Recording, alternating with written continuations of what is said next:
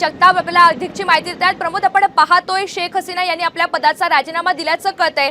काल खरं तर परिस्थिती काहीशी चिघळलेली होती आणि त्यानंतर आंदोलनाची मागणी सुद्धा करण्यात आलेली होती आणि आता कुठेतरी त्यांनी थेट राजीनामा दिलाय असं बोललं जात आहे। काय अधिकचे अपडेट्स आहे?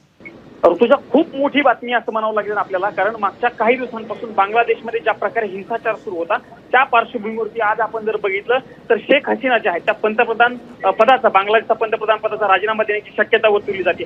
मागच्या काही तासांपासून आंदोलक जे आहेत ते खूप हिंसक झाल्याचं बघायला मिळालं होतं। त्या आंदोलकांनी ऋतुजा ढाक्यामधील जे पंतप्रधानांचं निवासस्थान आहे त्या निवासावरती चाल केल्याचं देखील समजते। पुढच्या काही मिनिटांमध्ये बांगलादेशचे जे लष्कर प्रमुख आहेत त्यांची पत्रकार परिषद आहे, त्यामुळं त्या पत्रकार परिषदेमधून स्पष्ट होणार आहे की नेमकं बांगलादेशची आणि संपूर्ण जगाची नेमकं पुढची दिशा काय असू शकते।